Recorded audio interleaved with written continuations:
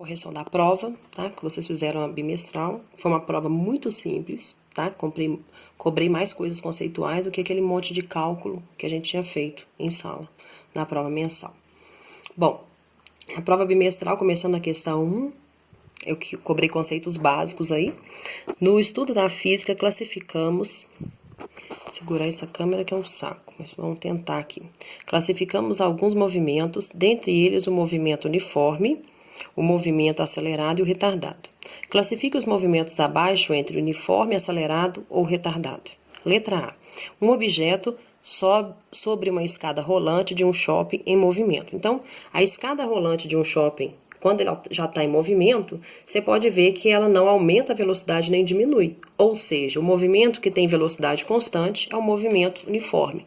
Então, a resposta aqui, uniforme. Até porque se ele ficasse aumentando ou diminuindo, você ia ficar fazendo zigue-zague na esteira, né? Ia ser muito desagradável. A hélice de um ventilador ao ser desligado. Ao ser desligado, velocidade está diminuindo. Se velocidade diminui, movimento retardado.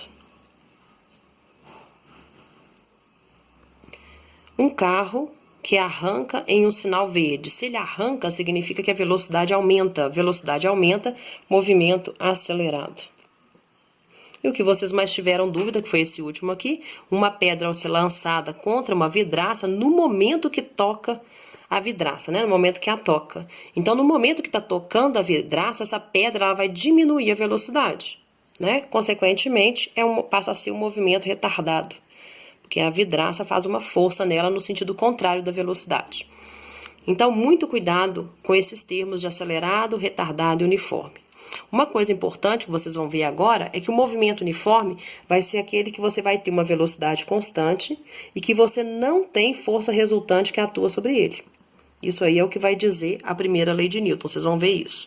Se você tem velocidade para um lado e você aplica uma força no mesmo sentido ou uma aceleração no mesmo sentido, então imagina que eu estou empurrando essa bolinha agora, no mesmo sentido que está a velocidade, se força e velocidade têm mesmo sentido, esse movimento é um movimento acelerado.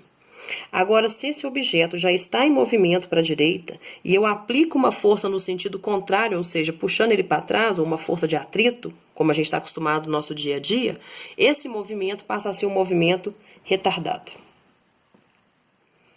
Tá? Então, o movimento uniforme, a velocidade é constante. No acelerado, a velocidade vai aumentar, porque tem uma força atuando no sentido da velocidade.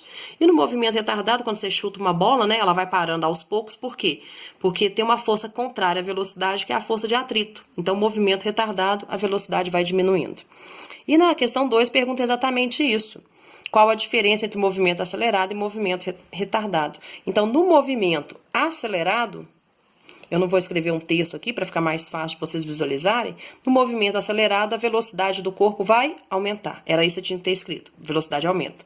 E no movimento retardado, como já foi dito, a velocidade do corpo vai diminuir com o tempo. Ou seja, um está freando, por exemplo, e o outro está arrancando. Mas não era para dar exemplo. Teve gente que deu exemplo e não explicou o que era. Aí eu cortei a questão, tá?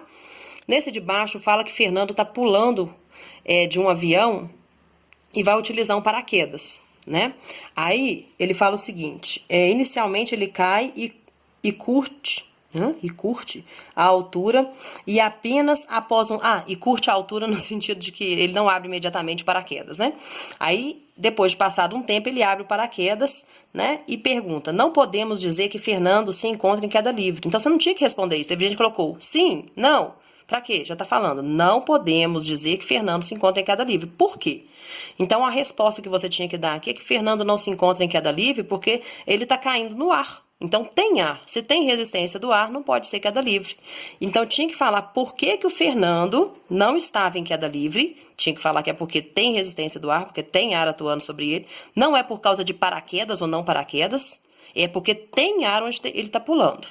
E a segunda pergunta, teve gente que respondeu só uma, ganhou só metade da questão, é qual o significado de queda livre? Lembrar que queda livre é uma queda sem resistência do ar.